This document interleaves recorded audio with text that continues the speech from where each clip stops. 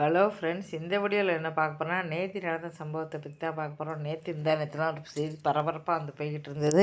அது என்ன அப்படின்னா, திண்டுக்கல்லில் பார்த்தீங்கன்னா இன்ஸ்டாகிராமில் பிரபலமானவங்க பார்த்தீங்கன்னா இன்ஃப்ளூன்ஸர் என்ன பண்ணியிருக்காருன்னா, நிறைய பேருக்கு நான் அவார்டு கொடுக்க போகிறேன், பணம் கொடுங்க, உங்களுக்கு நீங்கள் நிகழ்ச்சிக்கு வாங்க, பெருசாக நிகழ்ச்சி பண்ண போகிறேன்னு சொல்லியிருக்காரு. சரி அப்படின்னு சொல்லி எல்லாருமே கூகுள் பேல 2000, 3000, 1000, 1000, 1500 ரூபாயிலேருந்து 3000 வரை பார்த்தீங்கன்னா ஒரு ஒரு ஆள்கிட்ட பார்த்தீங்கன்னா ஒவ்வொருத்தையும் கலெக்ட் பண்ணியிருக்காங்க. இப்போ 100 பேர்னாலே எந்தாச்சு கிட்டத்தட்ட 1,50,000 ஆயிடுச்சு. இப்படி நிறைய பார்த்தீங்கன்னா ஒரு 4-5 லட்சத்துக்கு ஃபுல்லாகவே அவர் நல்லா கலெக்ட் பண்ணிக்கிட்டாரு. ஆனால் அவார்டு கொடுத்தாரா கேட்டால் கண்டிப்பாக இல்லைன்னு தான் சொல்லலாம். எல்லாம் சரி அவார்டுக்கு போகலான்னு சொல்லிட்டு இப்போ எக்ஸாம் வேறு நடந்துக்கிட்டு இருக்கு. குழந்தை குட்டிலாம் தூக்கிட்டு வெயிலில் பார்த்தீங்கன்னா கஷ்டப்பட்டு திண்டுக்கலுக்கு போயிருக்காங்க. எங்கேருந்துலாமோ போயிருக்காங்க. மதுரை, திருச்சி எங்கேருந்துலாமோ கூட்டம் கூட்டமாக மக்கள் போனாங்கன்னா அங்கே தண்ணி இருக்கிற வெயில் ஏற்கனவே கொளுத்துது. அந்த வெயிலில் குடிக்க தண்ணி கூட இல்லை.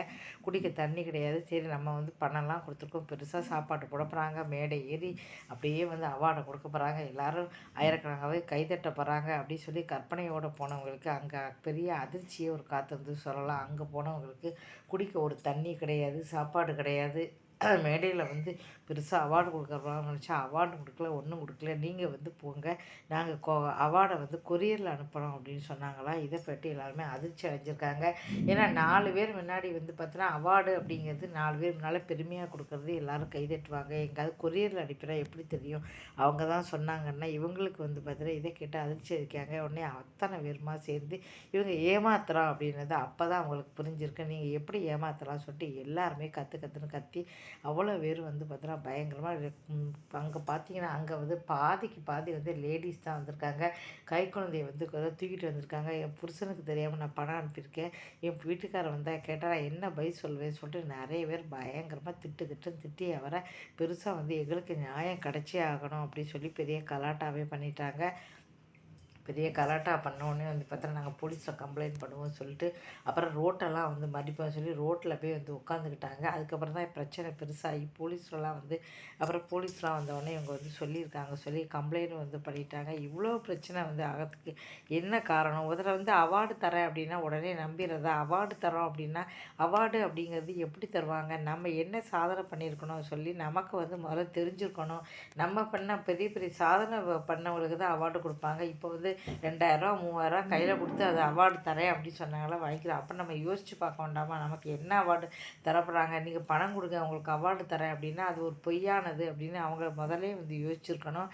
அதை முதலே அவங்க யோசிக்கல. ஆகா எல்லார் மேலேயும் அவார்டு தருவாங்க அப்படின்னு பைசா கொடுத்துட்டு இப்போ பார்த்தீங்கன்னா அது தரல இது தரல சொல்கிறாங்க. முதல்ல ஒரு யோசிங்க, யாராக இருந்தாலும் சரி ஒன்று யோசிச்சுக்கோங்க. அவார்டு தராங்க அப்படின்னா நம்ம ஏதாவது ஒரு சாதனை பண்ணியிருக்கணும்.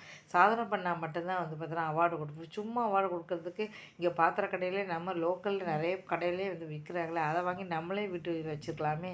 இதுக்காக அடுத்தவங்களுக்கு பார்த்தோன்னா நம்ம கொடுக்கணும். நிறைய பேர் இப்படி தான் ஏமாத்துறாங்க. ஏமாறுறாங்க இருக்கிற தடவை இந்த ஏமாத்துக்காரங்க ஒரு நாள் ஏமாற்றிக்கிட்டே தான் இருப்பாங்க. அவங்க ஒரு நாள் நிற்க போகிறதில்ல. முதல்ல யோசிச்சுக்குங்க. நமக்கு அவார்டு தராங்க அப்படின்னா அந்த தகுதி நமக்கு இருக்கா? நம்ம என்ன பெரிய சாதனை பண்ணிட்டோம் அப்படின்னு முதல்ல யோசிச்சு பாருங்கள். நீங்கள் பெரிய பெரிய சாதனை பண்ணால் தான் அவார்டு கொடுப்பாங்க. இங்கே என்ன சாதனை பண்ணிட்டாங்க? நமக்கு எப்படி மக்களை ஏமாற்றணும் அப்படின்னு சொல்லிட்டு தான் தினம் தினம் ஒரு புதுசு புதுசாக ஐடியா கொடுக்குறாங்க.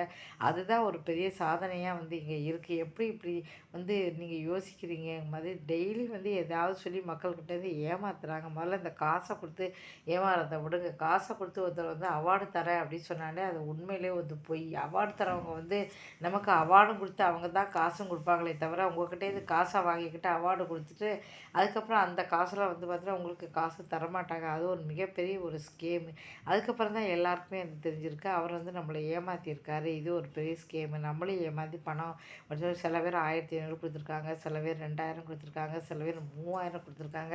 இப்படி ஒவ்வொருத்தரும் ஒவ்வொன்றும் சொல்கிறாங்க. இதுக்கப்புறம் தான் அவங்க எல்லாருக்குமே அது லேட்டாக தான் புரிஞ்சிருக்கு. அதுக்கப்புறம் அவங்க ரோட்லலாம் போய் உட்காந்துருக்காங்க. அப்போ ரோட்லலாம் உட்காந்தவொடனே இது ஏதோ தண்ணி வரலையா, வேறு ஏதோ பிரச்சனை அப்படின்னு சொல்லி தான் மக்கள் நினச்சி கேட்டபோது தான் தெரிஞ்சுது. இந்த மாதிரி ஏமாற்றிட்டா அதுக்கு நீங்கள் ஏமா ரோட்டில் வந்து உட்காருங்க, இது என்ன புது பிரச்சனையா, நீங்கள் ஏமாந்ததுக்கு நாங்கள் என்ன செய்வோம்னு சொல்லிட்டு அதுக்கப்புறம் வந்து பார்த்தோன்னா போலீஸ்லாம் வந்து பார்த்தோன்னா வந்ததுக்கப்புறம் போலீஸில் வந்து கம்ப்ளைண்ட் கொடுத்துருக்காங்க.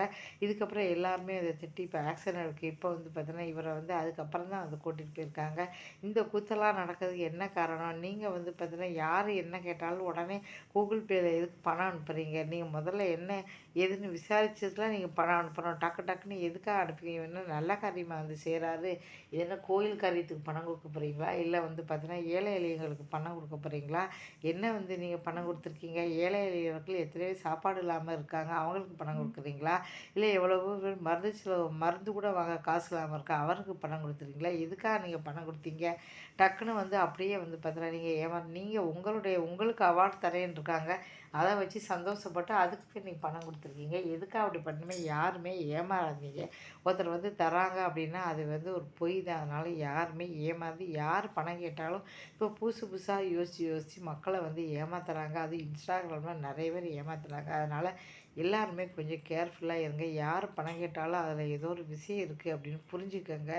பணத்தை வாங்கி நிறைய பேர்கிட்ட வந்து இப்போ விதவிதமாக யோசித்து பணத்தெல்லாம் வந்து எப்படி பிடுங்கிறதுன்னு யோசிச்சு செய்கிறாங்க. அதனால் கொஞ்சம் கவனமாக இருங்க. ஏன்னா பணம் வந்து கஷ்டப்பட்டு சம்பாதிச்சா தான் அந்த பணத்தோட அருமை தெரியும்னு சொல்லுவாங்க. அவ்வளோ கஷ்டம்.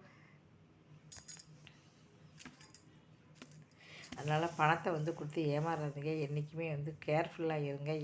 யார் எதை கேட்டாலும் பணத்தை கொடுத்து ஏமாறாதீங்க.